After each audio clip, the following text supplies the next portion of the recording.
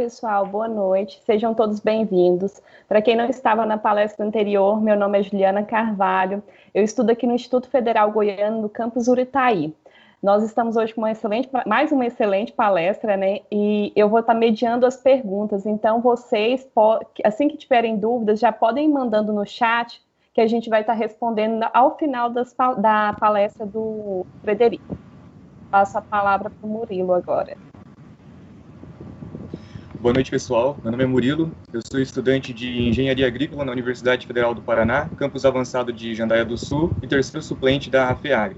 E vamos para a nossa segunda palestra do dia do 33º CONEAGRE, com o tema de irrigação de precisão com o Frederico Doeller, que é formado em Agronomia e Administração de Empresas pela Universidade Federal de Santa Maria, MBA em Gestão Empresarial e mestrando em Agricultura de Precisão na Universidade Federal de Santa Maria, com a atuação mais voltada à Agronomia e Tecnologias Agrícolas e representante da Cropmetics Brasil.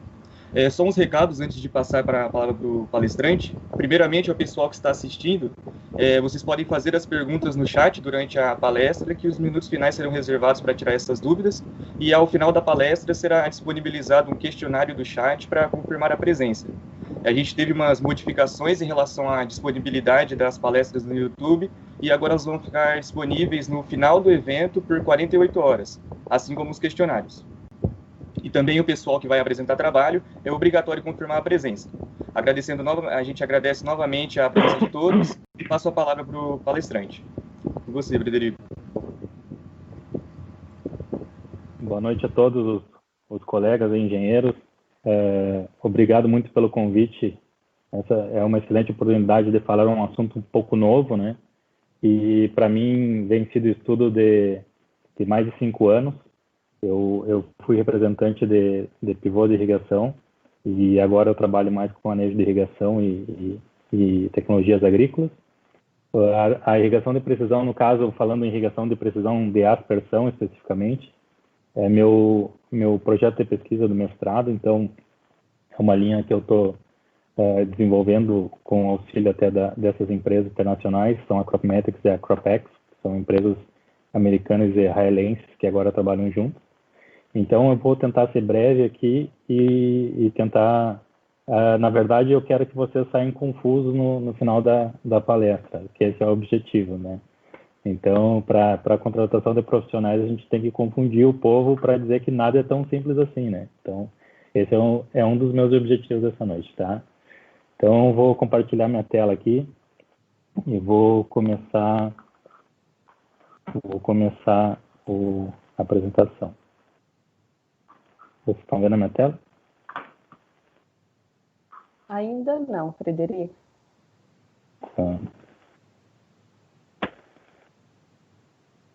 Então, o Skype não está me ajudando aqui. Já fizemos esse teste também, compartilhei do mesmo jeito da outra maneira. Compartilhei a área de trabalho e tinha dado certo. Vamos tentar de novo. Nada, né? O Jorge está me dando... O Jorge orientou compartilhar na área de trabalho.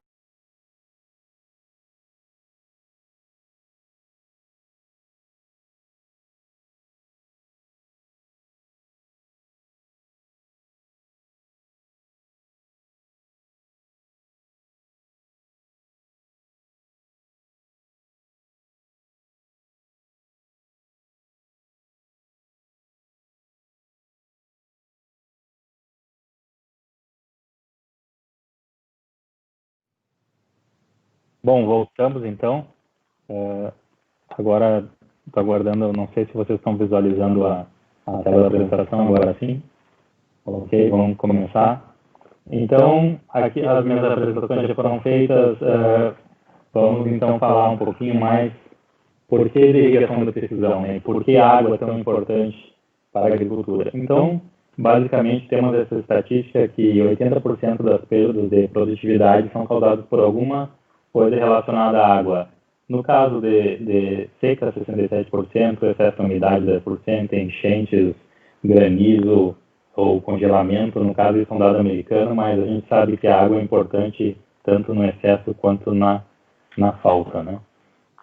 Então, um pouquinho de uma mudança de paradigma. Quem é da agronomia, não tanto da engenharia, só ouve falar da tal da Liebig Law, né, que é a lei do mínimo da agronomia, que é o quê? Basicamente se explica muito a parte química por essa lei. Então, onde o nutriente mais limitante é o nutriente que vai limitar a produtividade. Então, não basta ter um excesso de um nutriente se algum desses nutrientes está num nível abaixo do necessário para produzir determinada produtividade.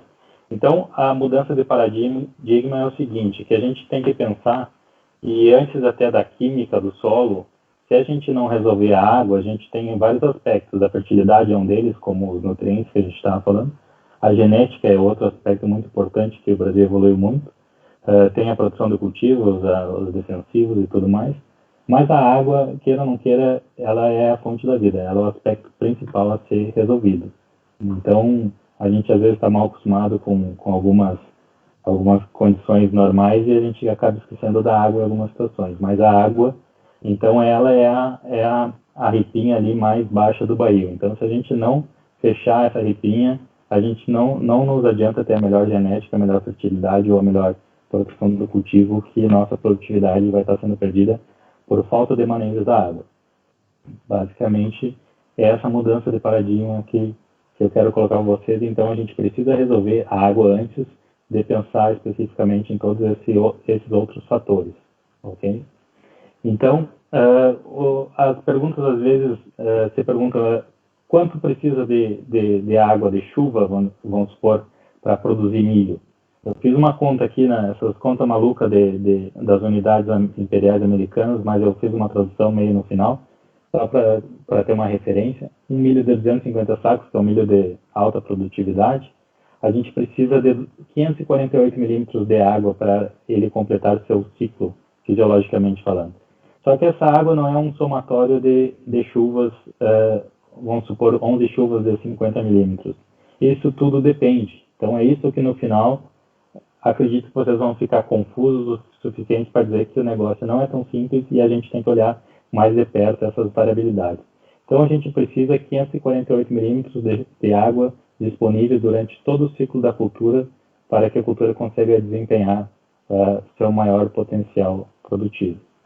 Então, aqui a gente tem um dado que não foge muito do Brasil, mas eu tenho esse dado dos americanos, que a gente está tendo um aquecimento global, né? A nossa média de temperatura está aumentando ano a ano, onde se teve em 2014 o ano mais quente do ano nos Estados Unidos e 2013 e 2010 empatados com em terceiro e 2005 em quinto. Então, quer dizer, os últimos 20 anos aí temos os recordes de calor nos Estados Unidos. Então, isso indica uma mudança climática. Eu tinha outros slides sobre isso, mas não vou me deter tanto a isso, tá? Então, basicamente é isso. Independente como a gente está vendo, a tendência é aquecimento. E com aquecimento, a água cada vez vai ficar mais escassa e crítica ao seu manejo. Então, aqui uma imagem para ilustrar. E na evolução do ser humano, aí, o ser humano também teve um aquecimento no seu ambiente até que mudou as vestimentas, né? Então, o objetivo fundamental desse gerenciamento de água qual é? Então, nosso objetivo é produzir de uma maneira rentável, não necessariamente produzir mais, talvez até a produtividade a gente não consiga intervir tanto no manejo de água, porém, a gente consegue produzir a mesma coisa, pelo menos usando muito menos recursos hídricos, que esse é o principal fator. Então, a gente quer, dessa maneira, usando menos recurso hídrico, com certeza o recurso hídrico ele custa, num sistema de aspersão ele custa bombeamento, custa mão de obra, custa equipamento, então esse desgaste a gente tem que minimizar o máximo possível. Então, aqui, resumidamente, o que a gente vai falar um pouco, alguns fatores que influenciam no manejo da irrigação. Seleção da cultura de híbrido ou variedade. Então, por exemplo, a gente tem culturas como, por exemplo, soja tem uma certa demanda de de irrigação, que não é tão elevado assim, em comparação com o milho, que é bem superior. O trigo, por exemplo, no inverno, ele também tem uma demanda de irrigação. A gente pode ver até em Goiás, aí, no Distrito Federal, recorde de produtividade de trigo num ambiente de elevada altitude, praticamente no seco no inverno, somente com irrigação. Então, mas mesmo assim, sem contar com a água da chuva, com 200 e poucos milímetros, é possível produzir mais 100 sacas de trigo de altíssima qualidade. Então, veja que tem algumas especificidades de cada região e de cada tipo de cultura, de como se produzir bem e tornar essa cultura viável em determinado momento do ano ou em determinada região, tá? Alguns híbridos ou variedades também respondem diferentemente. Então, a gente tem variedades mais rústicas, menos rústicas, como os híbridos, tem sistema radicular mais agressivo, menos agressivo. Quando geralmente ele é menos rústico, possivelmente a genética dele se encaminhou mais para um potencial de teto mais alto, então ele não aceita tantos desaforos em termos de ciência de manejo, tanto de água, tanto de outros manejos, como doença, por exemplo. E nosso objetivo, por exemplo, quando escolher um híbrido, a gente tem que estar atento, ou uma variedade, a gente está atento qual é o nosso objetivo de produtividade. Não adianta, não, eu quero sempre o máximo. Tá, mas não adianta eu querer o máximo se meu talhão, a minha situação específica de cada micro-região do talhão não permite eu atingir esse máximo o objetivo de produtividade. Então, a gente tem que estar com os pés no chão e escolher a variedade e manejar ela de acordo com o nosso ambiente de produção. O estágio de desenvolvimento da cultura, então, também tem demandas diferentes, isso a gente vai estar discutindo mais para frente. Outros aspectos, a evapotranspiração varia de lugar para lugar, então a evapotranspiração é influenciada pelo ambiente, pela umidade relativa, pela luminosidade, pela radiação solar, então, por corrente de ar, então isso varia muito de lugar para lugar. Então, assim, para modelar uma cultura, a gente não pode estar pegando dados de microclimas muito diferentes do que a gente quer como base para essa modelagem, tá? Vocês vão ver que a gente não trabalha a gente não trabalha com estimativa de evapotranspiração, tá? A gente trabalha com a medida de evapotranspiração. Só as estações meteorológicas e dados climáticos nos servem para nos ajudarmos a modelar algum tipo de sistema onde a gente consegue monitorar o crescimento das plantas ou fazer alguma previsão do tempo, tá? Capacidade de retenção da água do solo, isso é muito variável, então depende muito do tipo de solo, textura, a gente vai estar vendo isso aí também. Sistema de cobertura, que é a palhada, que é muito debatida na agronomia. A cobertura de solo, ela influencia muito a taxa de filtração de água e a capacidade dessa água ficar dentro do solo, a gente vai estar discutindo isso aí. E a topografia também é um aspecto importante. Então, a topografia na verdade, é a influência da gravidade na água, onde a gente tem uma declividade maior, a gente vai ter um escorrimento potencial muito maior, onde a gente tem um plano que a gente não tem a força da gravidade agindo para a água fazer algum escorrimento. E, com certeza, quando a gente não tem esse escorrimento ou tem uma condição de menor declividade, a água tem mais tempo, o solo tem mais tempo para absorver aquela água. Então, cada solo vai ser influenciado pela sua declividade para conseguir ou não absorver toda a água de uma chuva, de uma irrigação. Então, a aplicação da água, o que significa a aplicação da água? Então, ela é tão importante que, aqui nesse exemplo, para cada 25 milímetros de lâmina de água menos que a gente coloca numa cultura do milho, a gente exemplifica milho porque ela é uma das culturas mais plantadas mundialmente e uma cultura muito sensível à água, a gente tem uma perda aí que pode levar 10 sacos por 25 milímetros em determinado ponto. Vocês vão ver aqui que, por exemplo, o milho, o desenpendoamento é diferente da soja, a demanda de água no seu ciclo. Aqui vocês veem no eixo de baixo ali é o ciclo americano, né? Maio, junho, julho, agosto, setembro, mas vale para nós em outros meses.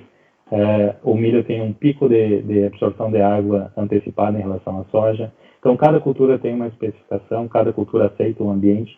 Então, a gente tem que estar ciente que isso é diferente. Então, o pico aí mostrando que eles são diferentes. Então, novamente falando de milho, né, que a gente pode pensar que a gente não pode faltar água nunca, não é bem assim. Existem pesquisas que até ali embaixo, até a 12ª folha, as perdas de produtividade no eixo vertical estão baixas. Então, basicamente, o risco de perda por estresse hídrico ainda é pequeno, embora existem outras variáveis, que é o manejo de nitrogênio, ou a questão de enraizamento, que a gente tem que estar atento de manejar. Mas o que a gente fala aqui de timing ser crítico, que a partir do pendoamento, que se chama testing aqui, a gente tem perdas de quase 7% ao dia de potencial produtivo com estresse hídrico, entende? Então, se a gente ficar uma semana com estresse hídrico nesse período crítico reprodutivo do milho, a gente poderia estar perdendo 50% de produtividade. Então, isso é um negócio muito importante. Toda cultura tem algumas especificidades e algumas menos, outras mais exigentes nesse determinado período, mas o milho, por exemplo, é uma cultura muito exigente. Então, novamente, usando o milho, que é uma planta padrão aí para exemplificar todo o nosso raciocínio, chega, no entanto, usar 62 milímetros em uma semana de água numa determinada situação, e temos raízes de 60 centímetros nesse exemplo, da onde a água sai.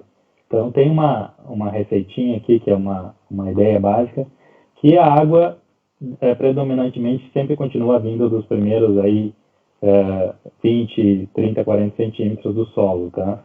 Aqui tem essa regra do 40, 30, 20, 10, que seria em percentual de onde é que está saindo essa água.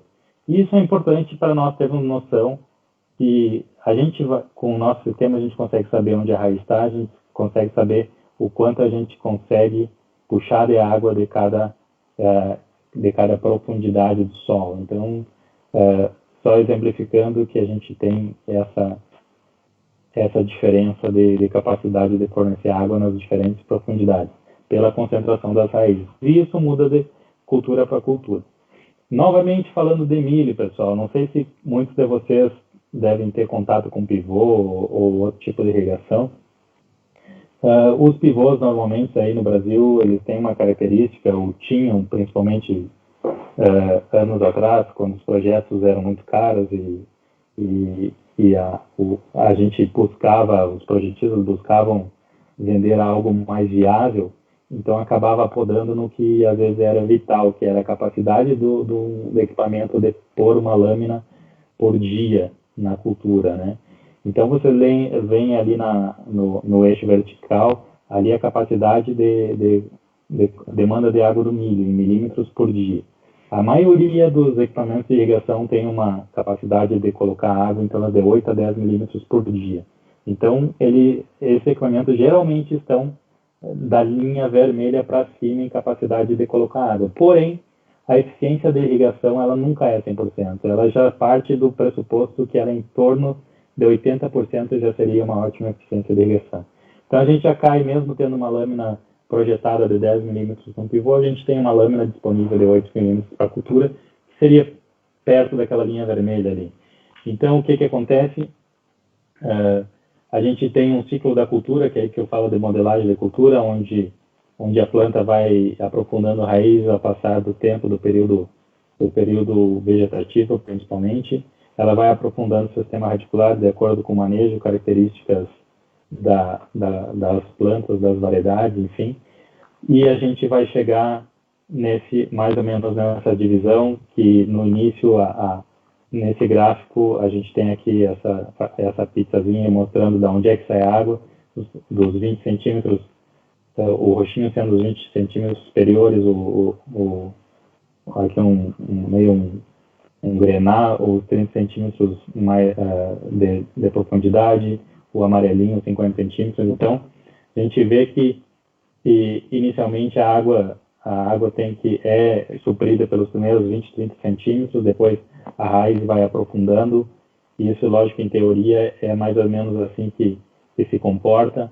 Então, como é que a gente vai chegar naqueles estágios lá avançados da R4, R5, lá onde a demanda da cultura é maior do que a capacidade de irrigação? Então, pessoal, isso aí é uma coisa crítica, que é onde a gente perde produtividade, não só em milho como em outras culturas, se a gente não manejar bem. Então, assim, aí baixando a barrinha mais ainda, porque considerei uma lâmina de 8 milímetros com eficiência de irrigação em torno de 80%, a barrinha fica mais abaixo ainda, então a gente tem esse gap aí entre a demanda e a oferta de água pelo sistema de irrigação. Então, como é que a planta vai sobreviver esses dias ali com um déficit hídrico? Não é um déficit hídrico, é um balanço deficitário de água. A gente tem que ter trabalhado muito bem antes o perfil do solo. Então, a gente tem que ter trabalhado as raízes, a gente tem que ter trabalhado em chegar a esse período aí com o sistema com mais cheio de água, como dizer, a caixa de água do solo mais cheia, para que esse déficit, à medida que a gente vai ainda repondo a água na medida operacional que a gente consiga, esse déficit não chegue no final lá e não nos tome produtividade. Então, a gente tem que estar atento quando a gente entrar no estágio reprodutivo, a gente tem que estar com uma condição de raiz ideal, adequada, e tem que estar com a caixa de água, vamos assim dizer, o perfil do solo com uma saturação, não saturação, mas vamos dizer assim, uma disponibilidade de água mais próxima à capacidade de campo. Então, isso é um desafio. Então, é isso que eu quero que vocês tenham em mente, que é o desafio da irrigação. Então, voltando aqui, o que a gente faz através de algumas das sondas que a gente usa, a gente consegue visualizar, vejam acima aqui, aqui acima é o gráfico de 5 profundidades independentes, de 10 em 10 centímetros, e abaixo é a soma desses 5 sensores de 5 profundidades. Então, no gráfico de baixo a gente tem o somatório de água disponível na caixa de 0 a 50 centímetros, e acima a gente tem individualmente a linha de cima de 10 centímetros, a segunda de azul é 20 e assim por diante. Então, à medida que a gente instala a sonda, a gente determina a capacidade de campo, traça essa linha azul no gráfico de baixo aqui, que é a nossa linha de cheio, e nossa faixa verde aqui é a faixa que a gente quer manejar a água, que a gente não tenha nenhum déficit à cultura. Então, a gente tenta manter sempre a água acima dessa linha vermelha, que seria a linha de manejo. Não significa que a linha vermelha significa que se passar disso a planta vai morrer. Ainda não é um ponto de murcha permanente, mas é um aviso que a gente tem que tentar retomar a umidade para outros patamares. Então, novamente aqui à direita do quadrinho aqui, a gente vê que essa umidade foi elevada novamente com chuvas ou irrigações, e ela chegou muito próximo à capacidade de campo, que é a linha azul de cima. Isso significa que estaríamos numa boa condição de entrar no estágio reprodutivo, porque a gente tem bastante água no perfil, e a partir de agora a gente tem uma certa segurança para começar a manejar melhor a água nesse período.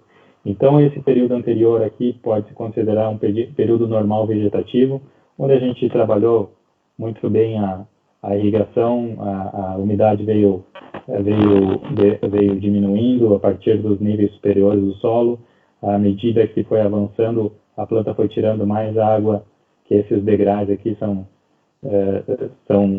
a retirada de água, a gente vai ver mais para frente, até que no quinto sensor aqui, no 50 centímetros, até num certo momento, a planta começou a puxar água de 50 centímetros de profundidade e foi a fonte maior de água dessa planta nesse período. Então, veja bem que se a gente conseguir manejar bem, a gente força as raízes a estar buscando água em profundidade. Lógico, para isso nós temos que ter segurança no que a gente está fazendo. Então, de maneira geral, o estágio reprodutivo é o período mais crítico na maioria das culturas. Estresses moderados no vegetativo geralmente não limitam a autoprodutividade. Então, por que vem a pergunta, tá, mas isso é muito complexo para mim, é demais para minha cabeça, por que eu simplesmente não mantenho a área molhada? Então, logicamente, em termos econômicos e agronômicos e demais questões, a gente tem o quê? Quanto mais molhada a gente tem, mais percola água e nutrientes, mais lixivia nutrientes, contamina a água subterrânea, se a gente tem um caso de nitratos. Em condições anaeróbicas, no caso de saturação por excesso de água, causam estresse. Por exemplo, a soja ela atrapalha a nodulação, e a nodulação é a fonte do nitrogênio na soja. Então, isso é muito importante. A gente tem doenças radiculares sendo maximizadas, a gente tem a dinâmica de nutrientes e das bactérias do solo modificam, então a gente tem alguns problemas também. A questão hormonal das raízes também a gente está modificando. Então, a água em excesso ou em falta, ela é prejudicial. Além de, logicamente, os custos econômicos são o combustível para irrigar, a mão de obra para irrigar e a manutenção do equipamento se a gente estiver irrigando em excesso. Então, outro aspecto, então, por que a raiz é importante, né? Por que olhar a raiz também? Porque metade da biomassa da planta geralmente está no sistema radicular. Então, a gente tem que considerar que existe a rusticidade, a característica do híbrido, como eu já havia falado, existem aspectos relacionados ao solo, como aspectos físicos, como compactação ou textura, né? assim por diante, aspectos químicos que impedem com que a raiz se aprofunde no solo são também importantes. E também, lógico, aspectos biológicos que também influenciam a exploração da raiz e o crescimento da raiz no solo. E também outras limitações, como salinidade, encharcamento, também vão estar afetando a raiz. Então, são várias questões que afetam a raiz. Então, é difícil a gente colocar numa fórmula mágica uma conta que nos dê a informação de como está a nossa raiz e como nossa planta está puxando a água do solo. Então, logicamente, propriedade do solo, o solo é muito importante, o solo dá água, nutrientes na planta enquanto cresce. O que a gente tem que estar atento no solo? As características, as propriedades físicas, a metade do solo aqui é composta de parte mineral e matéria orgânica, praticamente, e a outra metade é composta de espaços porosos, espaços de ar e espaços de água. Então, basicamente, isso compõe o 100%. Então, as proporções de minerais e matéria orgânica irão determinar as características físicas e o equilíbrio restante é o espaço poroso. Então, isso tudo contribui para a determinação de uma densidade e a característica do solo. Então, vocês podem ter visto isso, a gente caracteriza o solo em três diferentes partículas físicas, que seria areia, silt e argila. Então, a expressão gráfica aqui, comparando uma bola de basquete com uma bola de golfe, seria a areia na porção mais grosseira do solo e a argila na porção mais fina do solo. Então, e filtração, que é outro aspecto importante para a irrigação. O que afeta a taxa de filtração? Então, basicamente, essa estrutura de macro e micro, poros, a chuva, a intensidade que a gente tem na chuva, significa quantos milímetros por hora ou por minuto a gente está recebendo no solo. O resíduo de palhada é um aspecto muito importante que a gente vai estar discutindo.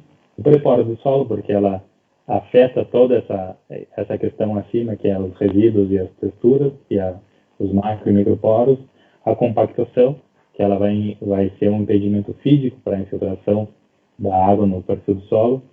E as baixadas, que são as partes onde a água se acumula e tem um risco de escorrimento devido à topografia.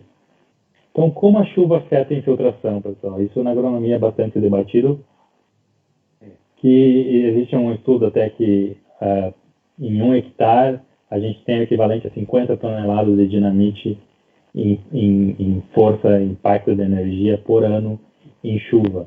Imagine 50 toneladas agindo para desagregar o solo de vocês. Então, num solo descoberto, é isso que acontece. As gotas têm muita energia, elas desagregam a superfície do solo e elas causam um selamento superficial.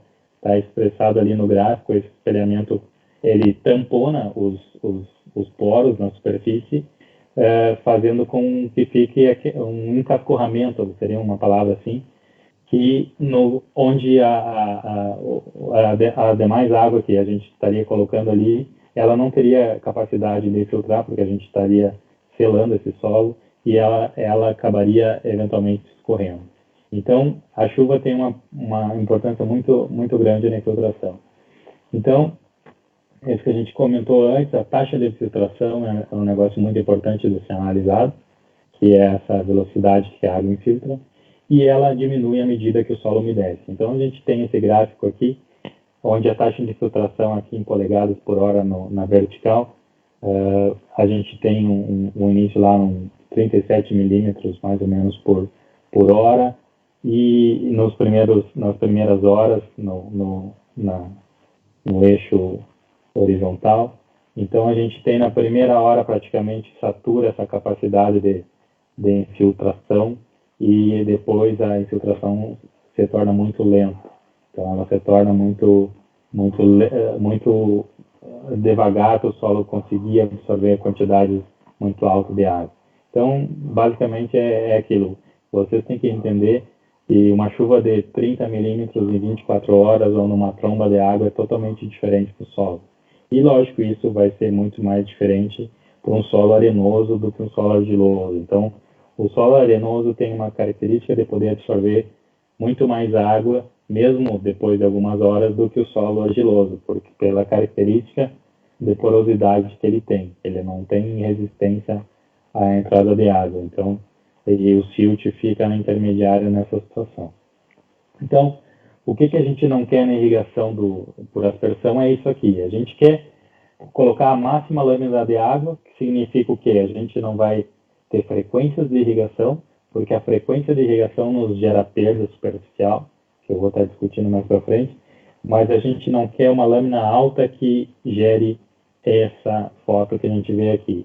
Então, o que acontece? Então, os pivôs têm uma taxa de irrigação maior que o solo tem de absorver, geralmente, pelo menos em algum determinado ponto.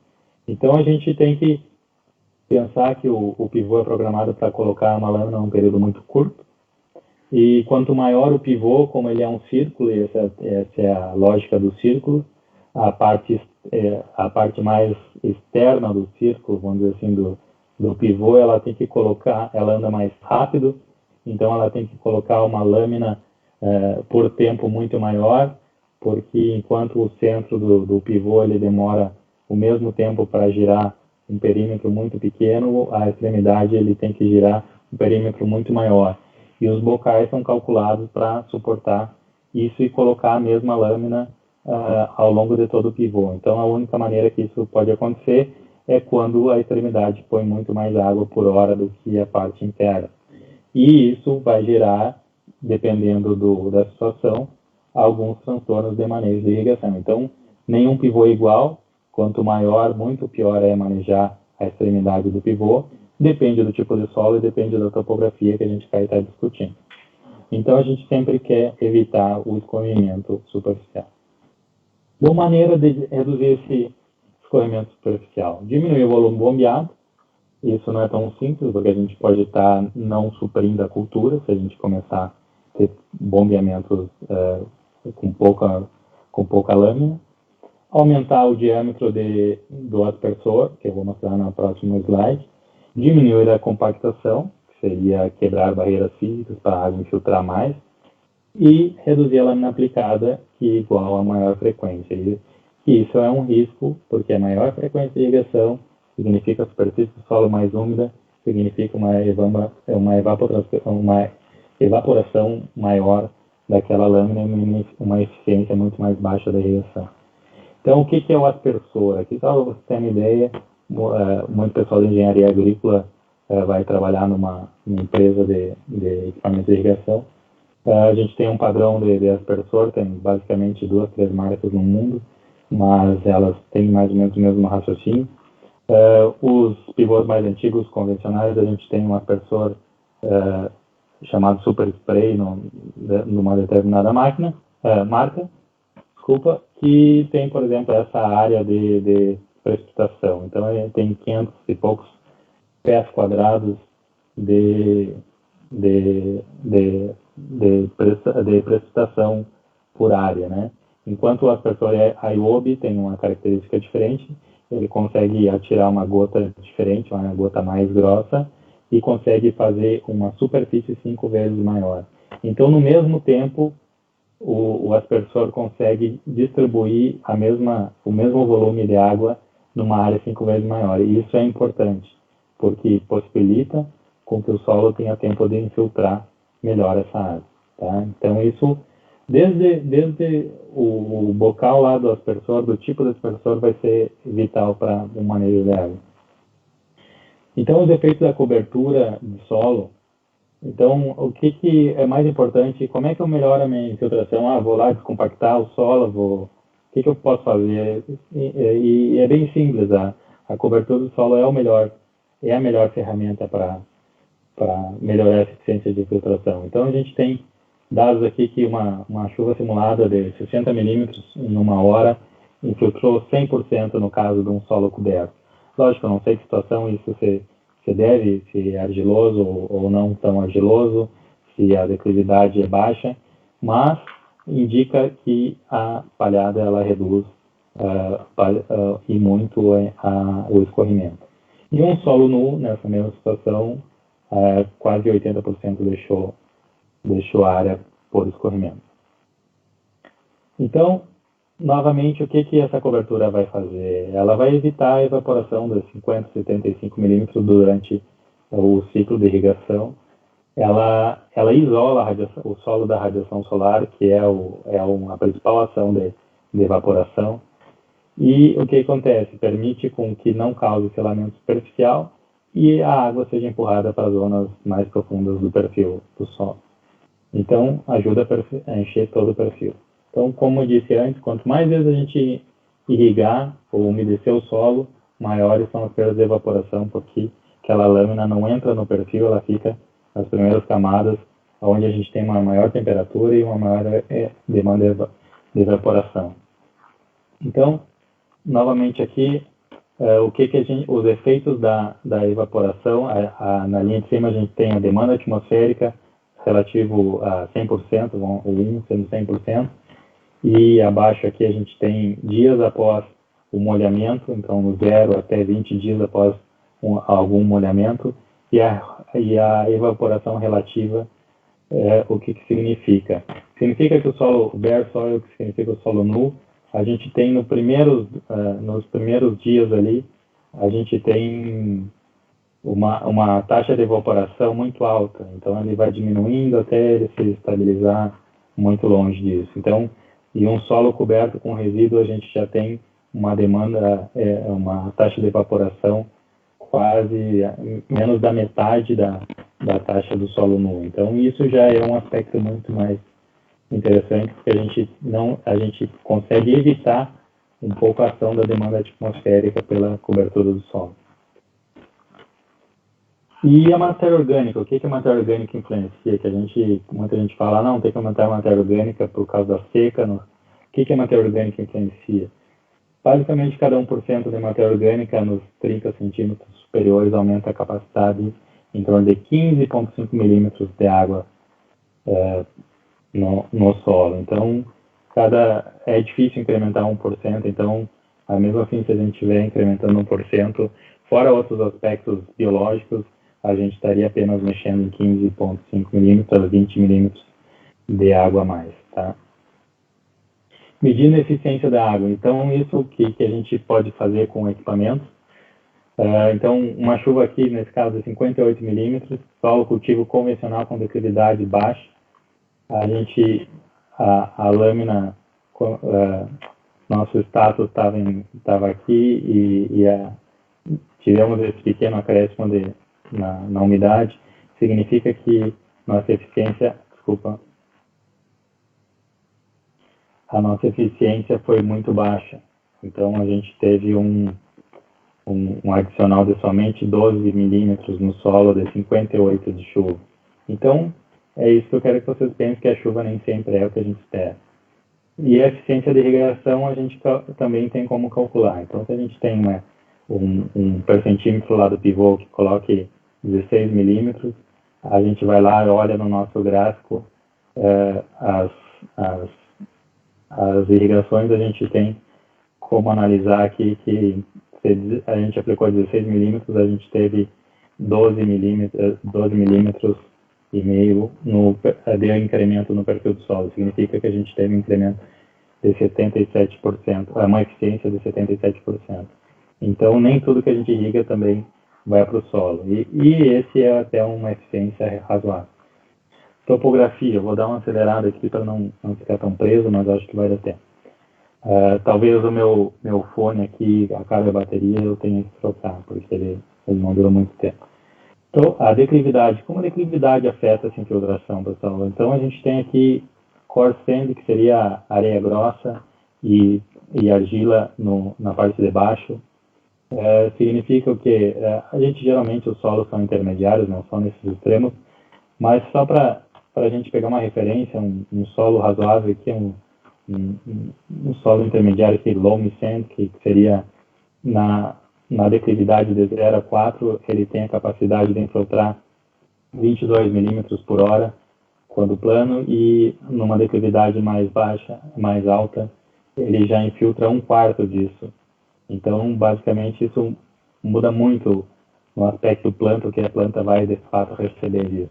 E muito pior seria nas argilas. Vamos pegar um clay loam, aqui, que é um solo dos argilosos nossos que a gente tem, já tem a capacidade de filtrar em torno de 30% o que o mais arenoso era, e ainda mais se a gente falar que a gente vai ter uma declividade em determinada situação, cai também para torno de 25% da referência no plano, né? Então a gente imagina, numa chuva de 22 milímetros, esse solo é capaz de absorver tudo na parte plana, mas porém absorve só 25% se ele tem uma declividade muito elevada, e no caso de uma argila ele é capaz de absorver talvez só 6%, e na parte inclinada 1,5%.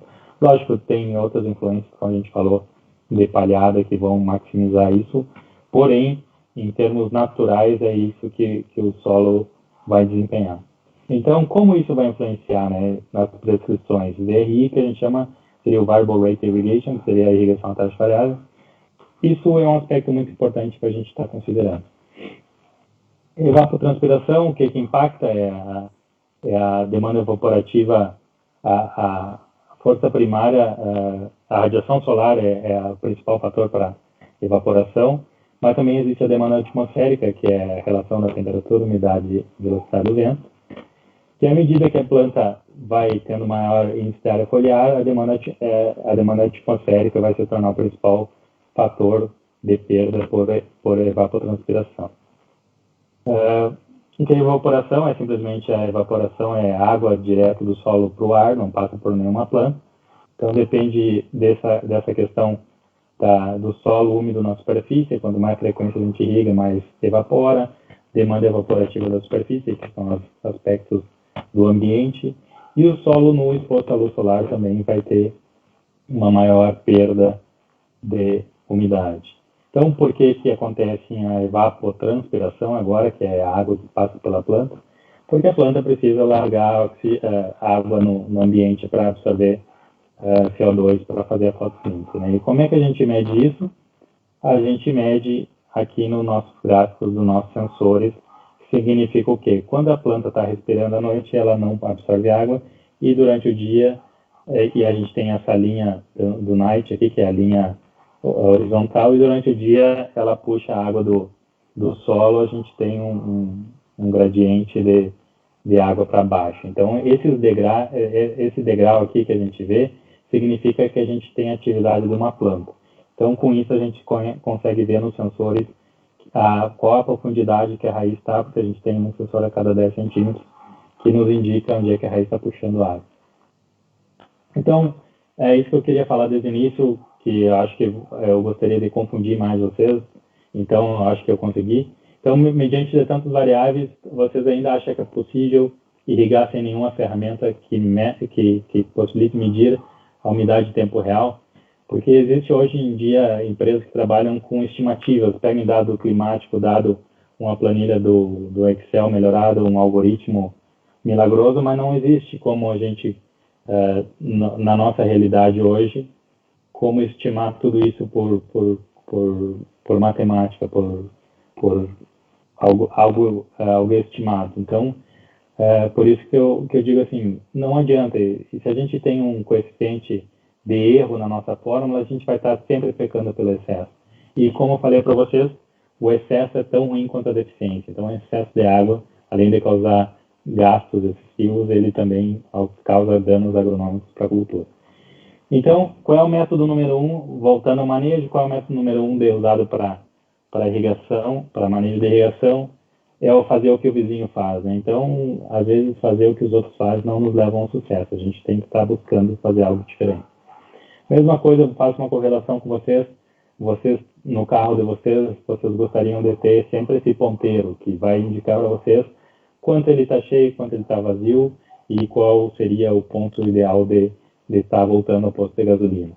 Vocês não têm uma biruta no lado de fora, um anemômetro ou um painel de radiação para tentar medir indiretamente qual é o consumo de combustível para que vocês, então, cheguem no posto lá e completem o tanque. Então, busquem sempre ter o ponteiro do tanque nas áreas irrigadas, que é o sistema que a gente trabalha com sondas de umidade em tempo real.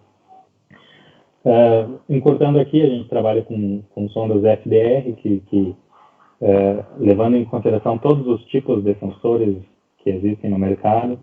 As sondas FDR, elas são práticas, elas são confiáveis, elas são de fácil instalação, elas não são inviáveis e porém, elas nos fornecem a informação da melhor maneira possível que a gente tem hoje tecnologicamente. Elas, logicamente, não são as mais baratas, mas elas também vão estar nos dando uma informação importante. Ela trabalha, então, com uma constante de elétrica para ar, solo e água, então ela consegue ler indiretamente o quanto aquilo se refere em água, né?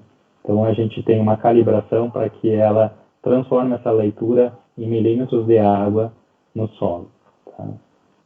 O aspecto de uma das sondas que a gente trabalha é esse aqui, é uma haste de 90 centímetros com sensores independentes a cada 10 centímetros.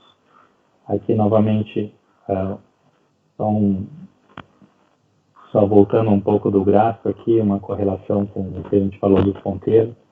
Então, chegando mais ao fim, o que seria a taxa variável de irrigação? Seria colocar toda essa nossa teoria em prática e como é que a gente faz isso. A gente tem que conhecer as variabilidades do solo. Como é que a gente vai conhecer? Então, a gente faz basicamente um levantamento da condutividade elétrica e topografia do solo. Condutividade elétrica, por que usar? A condutividade elétrica é diretamente relacionada com as questões da textura do solo, então ela vai mostrar basicamente todas as manchas com alta definição das texturas e variações de densidade, salinidade, etc. do solo. A gente faz uma vez na vida e a gente tem essa informação para sempre. Então a gente pode usar isso para outras coisas, como taxa variável de semeadura e outros manejos. Então, o que é condutividade? O que influencia a condutividade elétrica? A argila é o principal componente que determina a condutividade elétrica e, adicionalmente, a matéria orgânica, sais, densidade são outros fatores que vão influenciar essa leitura. Então, o que a gente tem na leitura da condutividade? Aí é uma área em torno de 500 hectares. A gente tem uma tomografia da área. É uma leitura de 0 a 50 centímetros e de 0 a 150 centímetros, onde a gente tem todas as manchas que significam diretamente a capacidade dessas manchas em reter água. Elas são diferentes. Aqui é um produtor que produz, em média, há 2 anos, quase 80 sacos de soja por hectare. Então, para vocês verem, mesmo uma área vista como alta tecnologia no Rio Grande do Sul, tem problemas de manchas, né? Ele agora tem um pivô nessa porção mais à direita. Ok, o que é esse mapeamento? A gente faz um mapeamento com uma sonda magnética que emite esse campo de meio metro, metro e meio. Então, o que a gente consegue fazer com isso? A gente consegue ajustar cada zona diferente daquele mapa por esse triângulo de composição de argila, areia e silt, qual é a capacidade de retenção de água por centímetro cúbico de cada parte do solo. Com isso, a gente consegue calibrar o nosso sistema para estar prescrevendo uma taxa de irrigação. E também porque a gente obtém dados topográficos. Como eu falei antes, a declividade é um fator importante no escorrimento, e outros fatores como depressões, que seriam as lagoas, algumas concavidades no solo, pode dar alguma dinâmica diferente na água, nas lavouras, aí nos cultivos. Então, como é que parece uma taxa de irrigação? A gente pega um arquivo do zoneamento, que são essas linhas abaixo aqui, todas irregulares, e a gente coloca no sistema, e o sistema, calibrado com aquelas análises físicas, vai indicar qual seria a lâmina otimizada para aqueles 360 graus do pivô. Né? Então é basicamente isso que o software faz. E para isso, logicamente, a gente tem que instalar uma sonda de umidade para ler a umidade em um ou mais locais para estar aferindo a nossa irrigação. Então, terminando aqui, o que já temos? A gente tem já o uso de inteligência artificial, no qual a gente usa duas até 3 sondas por equipamento.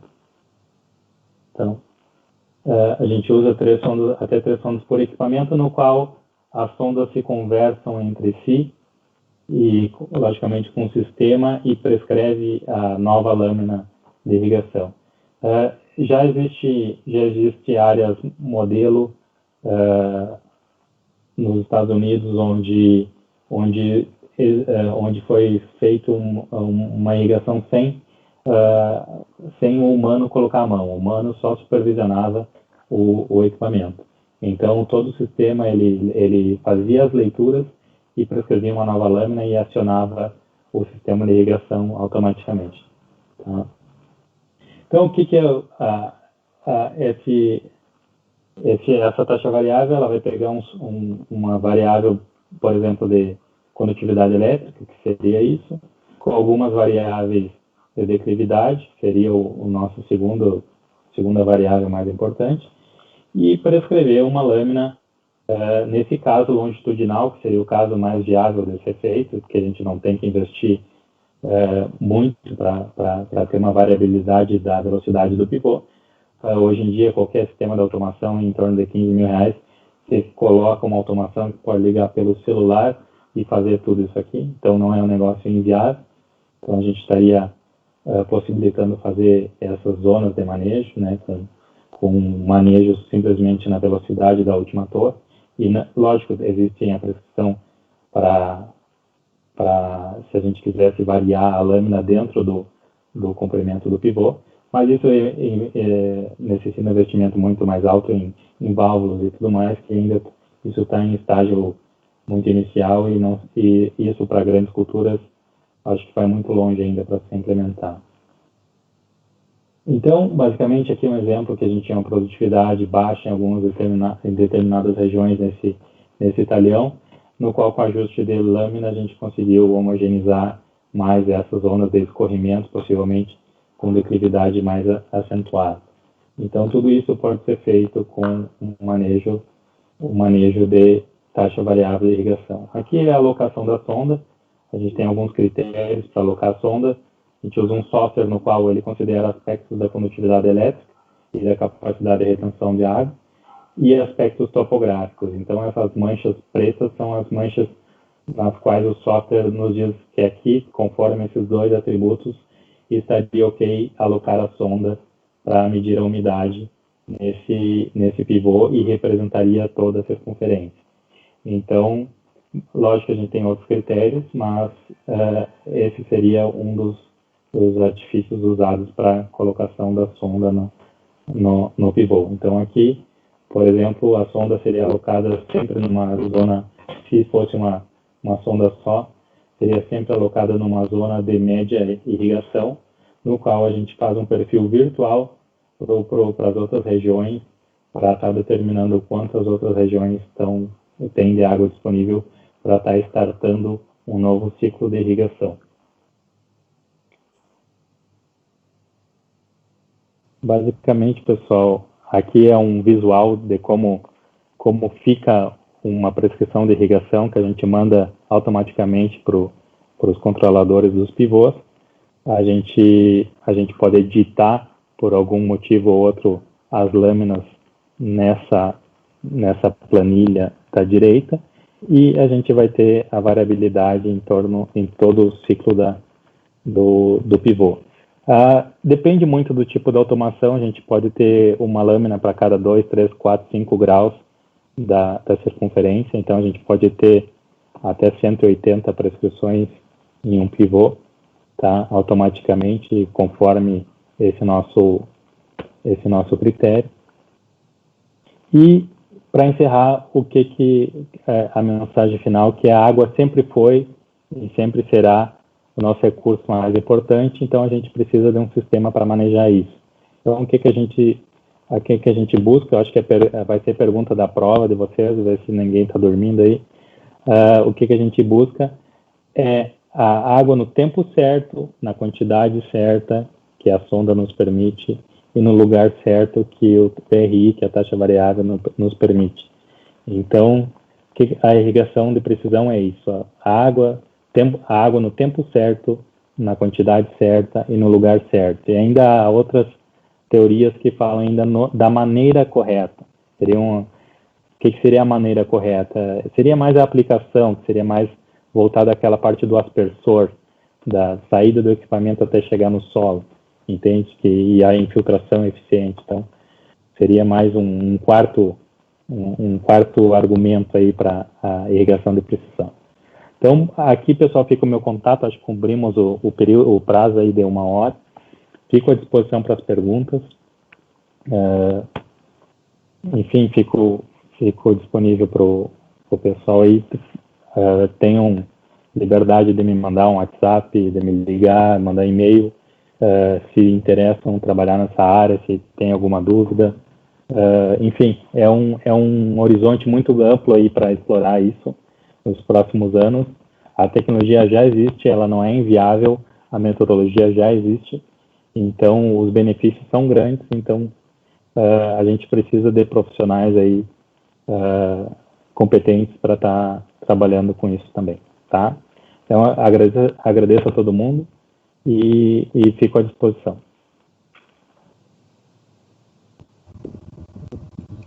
Bom, Frederico, muito bom, muito obrigado. Em nome da FEAGRE, a gente agradece pela palestra e pela disponibilidade.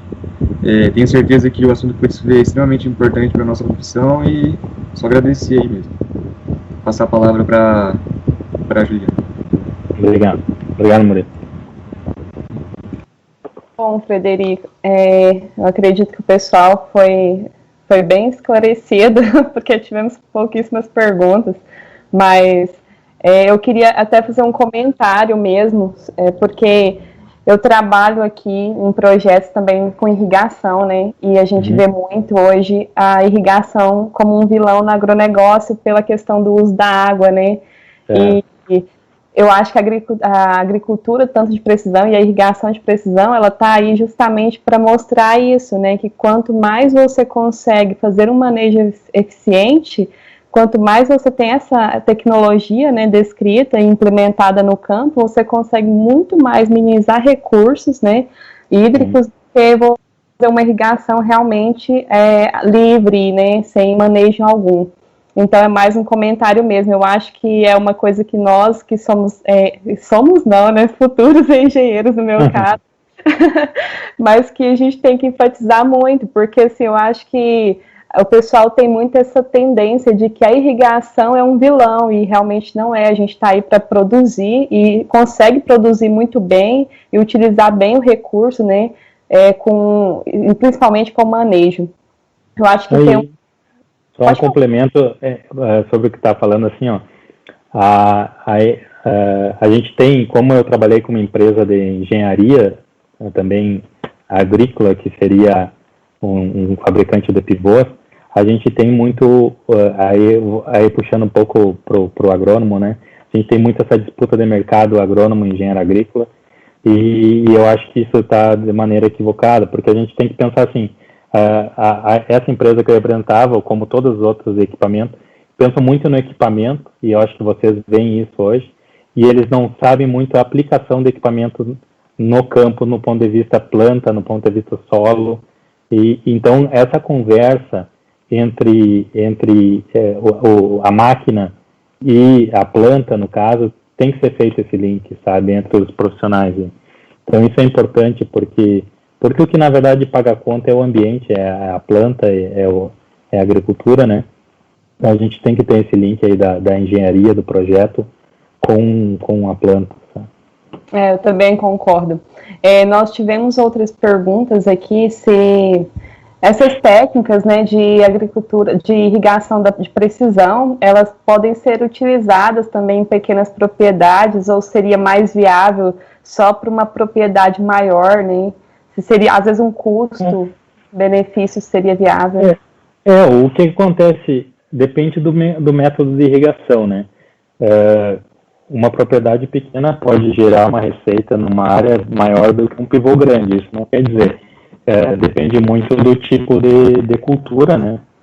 Por exemplo, se é uma irrigação por aspersão ou se é irrigação subterrânea, né? Mas depende muito dessa conta, assim. Não tem alguns custos fixos, né? Logicamente, todo profissional, todo equipamento tem algum custo fixo. Vamos supor que hoje uma sonda aí, a gente não vende as sondas, basicamente a gente passa pelo custo, porque agora a Cropex, que é um fabricante de sondas, né, antes a gente comprava de terceiro. A gente não tem intuito de vender equipamentos, a gente tem intuito de dar suporte técnico aos clientes, né, então a gente tem um custo básico do equipamento, que hoje é em torno de custo internacional é $600, então pense que vem a custar $1.000 no custo Brasil aí. Então, $1.000 é um custo de hardware e o resto é basicamente custo de pessoas mesmo, de suporte. Então, não é nada inviável nesse sentido. Depende muito, logicamente, qual cultura que vai querer manejar e tudo mais. Lógico, não adianta eu fazer uma coisa é eu botar a sonda, que seria só medir a umidade com precisão. A outra coisa é a sonda ser ampliada para a taxa variável de irrigação, que, lógico, daí depende do equipamento, né? Porque a gente só bota taxa variável com pivôs, né? Mas então tudo pode ser estudado, né? Como diz na agronomia, a gente aprende aqui na Rio Grande do Sul, a gente aprende 3 coisas: jogar truco, dizer depende e beber cachaça, né? Então tudo depende. Eu acho que é geral, né, para as agrárias. Então, até uma segunda pergunta que nós tivemos foi justamente se já tinha fazendas que usa essa tecnologia sua, mas com sistema de gotejamento. E daí... Não, gotejamento não. É um método mais complexo, até eu fiz um treinamento esses dias. Existe como, ele tem um cuidado mais delicado para instalar a sonda, porque a gente tem que botar a sonda próximo das linhas de gotejamento, porém não pode romper as linhas, então é um processo um pouco mais delicado, mas não tem nenhum caso, mas existe como fazer sim. Só que uma dinâmica do gotejamento é diferente, que a água ela usa muita capilaridade, então ela vai muito de baixo para cima, então tem alguns manejos diferentes, mas tudo dá para fazer, com certeza. Até essa empresa, lógico, de Israel, pela demanda da evaporação do ambiente desértico lá, eles trabalham muito com a parte subterrânea, né, de irrigação, não muito por aspersão. Entendi. As perguntas nossas, acho que, deixa eu só conferir aqui se mais alguém mandou. Acho que não. O pessoal está jantando, não foi um horário muito... O pessoal está dormindo hora dessa, né? Mas tem muita gente online, teve muita gente que está acompanhando, mas é porque realmente ficou muito claro a palestra também. Deixa eu só conferir aqui mais uma vez, só um minutinho. Então, Frederico, para você, assim, igual você que já está mais no mercado há muito tempo, quais são os passos que você vê, como que o Brasil em si está andando com essa irrigação de precisão? Porque a gente vê muito a agricultura de precisão num contexto mais de maquinário, né? A irrigação, pelo menos aqui, eu consigo ver bem menos. Como que você assim, vê essa perspectiva de crescimento no Brasil e a que pé que está caminhando? A perspectiva é boa, sabe? Mas sempre vai, na minha opinião, vai depender da iniciativa privada. Então, por exemplo, a indústria de máquinas, ela fomentou máquinas a taxa variável, etc. E a indústria de pivôs, vamos dizer assim, é uma máquina também, mas ela tem o hardware, ela já estão vendendo o hardware para os clientes que eles não sabem, os clientes não sabem nem como usar.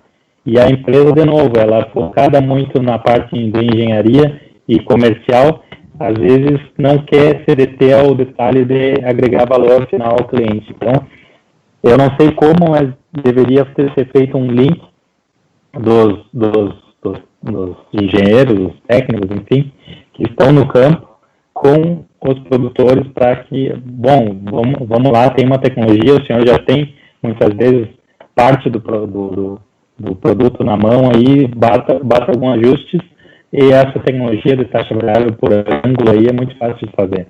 Então, o que precisa ser feito? É basicamente a irrigação com taxa variável, tem que ser feito um mapeamento a campo, que no Brasil já existem outras empresas que fazem mapeamento de condutividade elétrica, eu particularmente faço, uma metodologia um pouco diferente, equipamento diferente, mas, enfim, é mão na massa mesmo, assim, tem alguma intervenção no campo para que isso tome forma, sabe? E às vezes uma empresa grande, ela pensa no número de venda do metal lá, do equipamento, do hardware, e se esquece da cereja do bolo.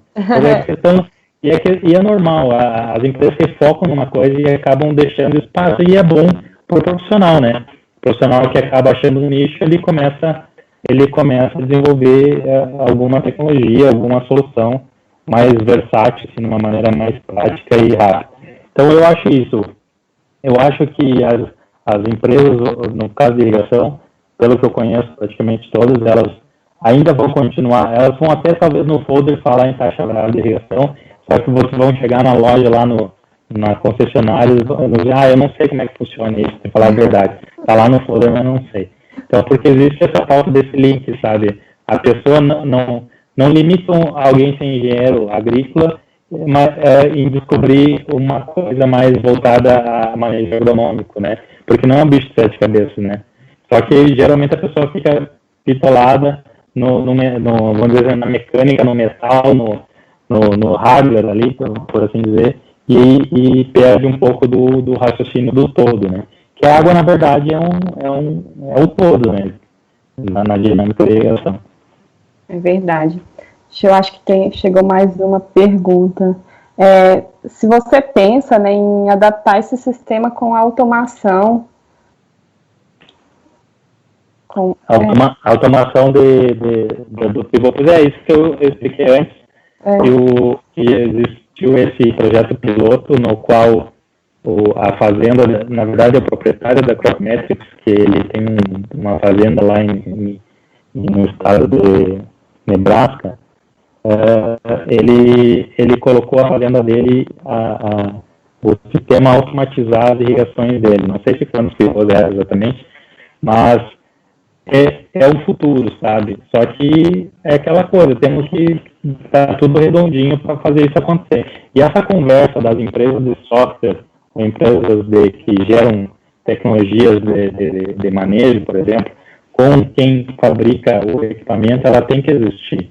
Porque senão a gente não consegue fazer o ciclo completo de automatizar um pivô, ele ficar independente, um robozinho lá, faltou água, ele liga, a gente está na praia lá, ele está ligando o pivô, né? Porque, lógico, sempre tem um aspecto físico, que é o que eu trabalhei com a atenção do pivô, sei. Tem um aspecto físico assim, daqui a pouco tem que olhar se o motor é diesel, tem que olhar como é que está para partir lá, tem que olhar se não tem nenhum buraco no caminhamento do pivô, tem que olhar se não tem nenhuma obstrução na bomba. Tem ainda o fator humano no dia a dia, sabe? Mas a questão de apertar o botão para ligar, isso aí já existe, sabe? Não existe totalmente automatizado que eu contrato o fulano lá e esqueço os pivôs que eles vão estar girando por conta, porque ele é um equipamento mecânico, ele apresenta falhas, ele vai apresentar algumas necessidades de intervenção. Então é difícil, hoje em dia é a mesma coisa a gente falar de trator autônomo.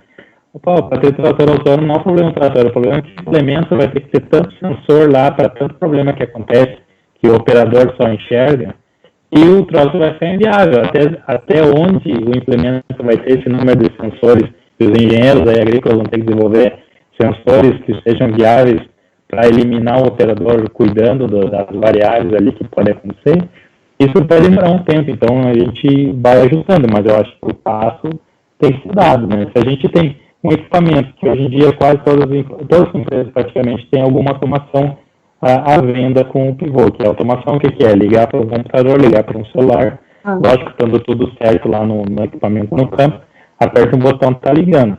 A única diferença nossa é o quê? É quando ligar e se vai ligar aquela lâmina para fazer a volta uniforme. Se a gente quer botar, vamos supor, 10 milímetros, a gente quer apertar o botão e pôr 10 milímetros em tudo, e que o equipamento já ajuste lá conforme a gente tem uma prescrição pré-estabelecida. Isso é bem simples de estar fazendo. Faz uma vez na vida, pelo menos assim, se tu tiver uma lâmina variável e aquilo servir de base para ti, para todas as irrigações, já é muito melhor do que o jeito que está. Lógico, o bom é sempre estar tentando ver se aquilo está correto, se tem algum ajuste a ser feito. É sempre a gente estar se perguntando se tem alguma melhoria. Mas, do jeito que está, posso lhe garantir, assim, dentro da área de um talhão que tem um pivô, geralmente, a variabilidade às vezes a lâmina mínima e máxima, a diferença é 100%. Então, por exemplo, de 10 milímetros, a mínima é 7 e a máxima é 14, né? Uhum. Então, isso tem um caso prático até de um cliente nosso que foi o campeão do SESB irrigado na retrasada, no Rio Grande do Sul. Ele tem uma área dele que é um mesclado de, acho que 35, 40% de argila numa parte e acho que 15, 20% na outra parte. E dá essa diferença toda de lâmina aí. Então basicamente é isso que acontece. Então, é esdrúxulo o negócio. É a mesma coisa olhar a tomografia quando a gente está com problema na cabeça. A gente vai olhar, a gente vai ver problema. É verdade. Deixa eu só conferir aqui, Frederico, se tem mais alguma. Ok. Não, o pessoal só comentou mesmo, achou a palestra muito boa. Quero te agradecer, então, Frederico, pela sua disposição. Foi muito esclarecedor, contribuiu muito para o evento. Em nome da FEAGRE, eu quero realmente agradecer, que foi muito proveitoso. Foi um prazer te ter aqui. E que espero, né, que a gente possa fazer mais palestras, trocar mais informações e conhecimentos por aí. Obrigado, Julia. Fico à disposição aí do pessoal. Acredito que foi tempo suficiente para pegar contato aí. Qualquer coisa, em contato com vocês aí, com certeza vão dar o destino final. Então, e desejo uma boa graduação aí e que saiam brevemente com bastante sonhos para se tornar realidade e tentar botar o pé no chão e fazer as coisas acontecer aí, que a gente precisa de gente aí. Que assim seja. Obrigada. Obrigado. Tchau, gente. Obrigada para todo mundo.